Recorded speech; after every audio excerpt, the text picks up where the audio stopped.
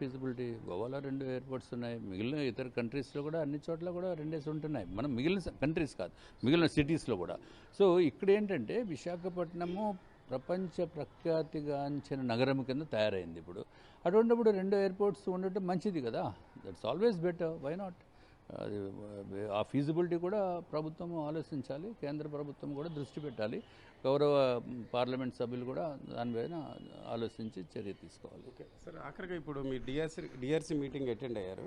ఈ టిడ్కో ఇళ్ళ సమస్య చాలా తీవ్రంగా ఉంది. గత గవర్నమెంట్లో డబ్బులు కూడా కట్టించుకున్నారు, లోన్ కూడా తీసుకున్నారు, ఈఎంఐ కడుతున్నారు. వాళ్ళ భవిష్యత్తు గురించి ఏమైనా మాట్లాడారు? దాని గురించే రోజు అదే ప్రాబ్లం మాకు. రోజు ఆఫీస్కి కనీసం ఒక 20 మంది వస్తారు. వచ్చినప్పుడు పాపం బాధపడి కళ్ళంట నీళ్ళతోటి వెనక్కి వెళ్తారు. ఎందుకంటే అది వాళ్ళు డబ్బులు పే చేశారు, ఫుల్ పేమెంట్ అయిపోయింది, రిజిస్ట్రేషన్ అయిపోయింది, ఇళ్ళు అయితే లేవు. అది ప్రాబ్లం. సో అందుకు కలెక్టర్ గారికి, ఎండీ, ఏపీ టిడ్కో ఎండీ గారికి, అది ఎవరైతే కాంట్రాక్టర్ ఉన్నారో వాళ్ళు కూడా అది డీస్కోప్ చేయమని చెప్పి లెటర్ ఇచ్చినట్టుగా మాకు తెలిసింది. సో అది డీస్కోప్ చేసి కొత్త కాంట్రాక్టర్కి ఇచ్చి ఇంకో 1.5 yearలో అది కంప్లీట్ చేస్తే బాగుంటుంది.